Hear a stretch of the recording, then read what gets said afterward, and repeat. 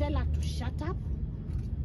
You'd expect that an ambassador who lives in Kenya, who is representing our country in Kenya, must of necessity support that country where she comes from.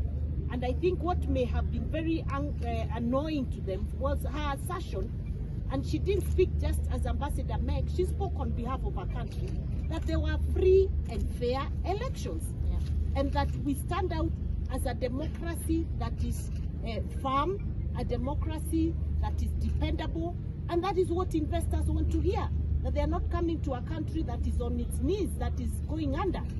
And obviously, he's happy to present a very bad image of the country. Even having listened to his speech, it's like this country is on its knees. The truth is, the country is coming back on its feet. The country is coming back towards ensuring that the economy is working well, that we build a strong economy. The president mentioned the fertilizer that has been given out. I'm sure he would not have used the words he used this afternoon. It's actually quite unfortunate to hear a man at such level talk about an ambassador and tell an ambassador to shut up. Perhaps it's time for me to tell Mr. Odinga to shut up. Because if he had really heard what she presented, he would have seen that she is the best actually ambassador, not for the US to Kenya, but like a Kenyan ambassador. She represents and talks about Kenya in a more positive and patriotic way than most Kenyans that I know. So it is quite surprising, it is quite unfortunate, and for a leader that we respect, we also expect you to respect others. As far as the national government and county governments, it is a time in history, 10 years later, when we have such good collaboration between the national and county governments. So when a leader is trying to incite against the national government helping in distribution of fertilizer and bringing it down to 2,500, then you wonder, does this leader really mean well for Kenya? So from the speech, from everything we have seen today, it does not seem as though he means well for Kenya. And going forward, I would hope that he takes a break and looks at himself and listens to himself a bit and puts Kenya above himself, because Kenya is bigger than Mr. Raila.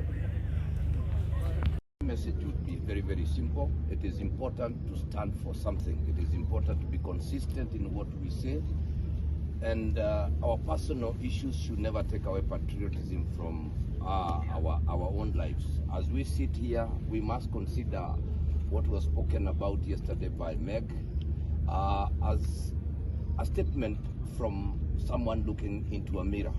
She was our mirror. She is speaking on her own opinion, about her own opinion, and she has a right to that. And therefore, anyone to disparage such kind of statements just because they indicate that there was the fairest election in this country, I think is not right. And for me, I would want to say that listening to the former Prime Minister, I think I must mention that he keeps on changing goalposts. Because today, when he is in this side of government, things are good. When they are not, then he changes like a chameleon. I think I would want to tell him to take a stand, be firm. If it was said that the elections were not fair, he would have said, "Oh, that's a beautiful speech."